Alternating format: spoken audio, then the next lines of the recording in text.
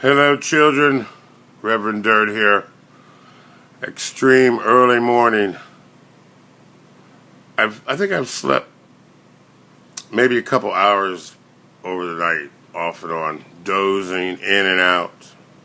It was in and then out. Dozing. That's not sleep. I know what I wanted to talk about. It just came back to me. All this turning the camera on and stuff makes me forget what I was going to say. Well, anyways,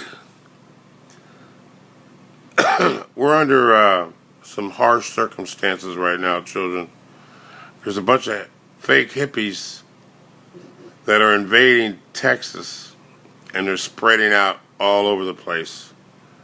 They're running places where marijuana is legal, like Colorado and Washington State, Washington, D.C.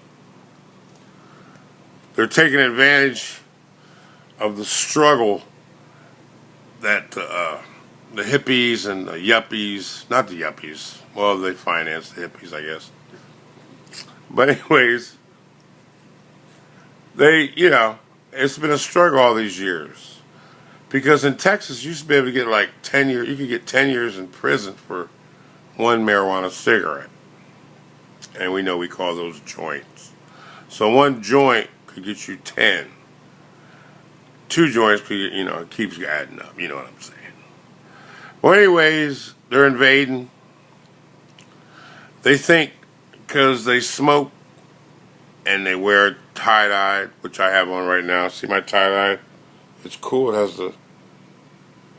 has the bust on there. But it seems like when I put the shirt on, it was a bust. And then I put it on, it's like a Mack truck. Like it swells up. Well, anyways, they're invading. They're buying tie-dyed. They're like post-modern, ironic hippies. And they can't be stopped because they got money. And they're well financed. They got the latest hippie gear. And they're swashbucklers, and there's nothing you can do about them. They're serious. They're serious about they're enjoying the fruits of the struggle that started way back pretty much the hippies started in the 50s. If you dig all the way back, the hippies were like I'm trying to think of what they were back in the 50s, but they were kind of like. Yes, thank you. My assistant said beatniks. Yes, exactly. That's why I have her around, because half of my brain's not working. So I need someone to punch it in. It's punching in right now. It's shifting. Well, anyways, beatniks. That's where it started. And they were the cool guys. They were the people that had this mystery plant that wasn't illegal at the time, but they had the mystery plant now, and it was more of a struggle. It was a serious, and their music was different, their lifestyles were different. But now, since hippiedom has turned into a popular now. So now it's like a box of Lucky Charms or Captain Crunch cereal, Lucky Charms. Because you really don't have to do the struggle. It's getting popular now. So now you can jump on board and buy your gear. And all of a sudden, oh, it's so wonderful. I never knew you were a hippie. I went to the mall and I went to a couple stores. And unless you have some trauma in your life, like where,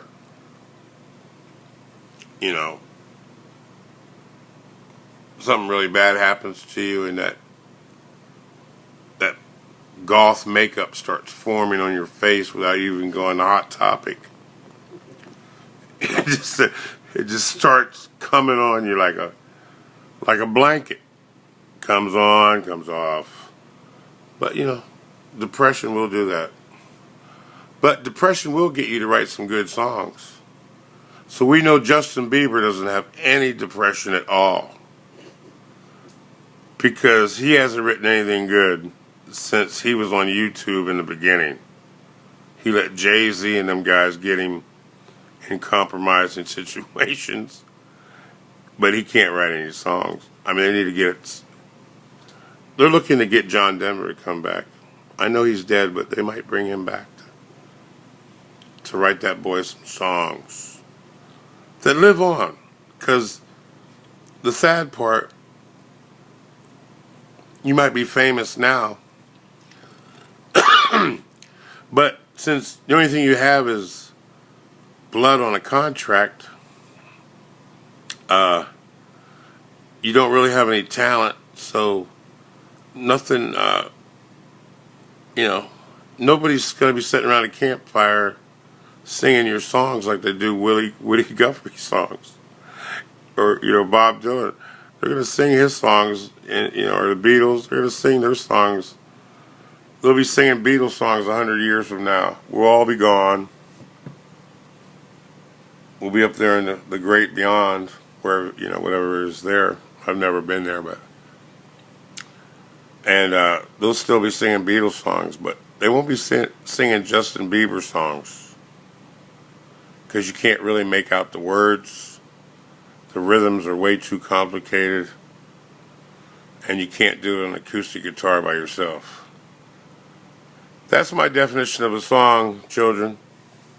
If you can't play that song with a solo acoustic guitar, it's not really a song. It's just a machine making rhythms, like in a factory. And they bring little factory people in, like Rihanna, people like that. And are you going to be a good girl? Okay, here's your album. Now go out there and be somebody. And then she goes out there and she becomes somebody. And then they find her in a hotel room with warm water.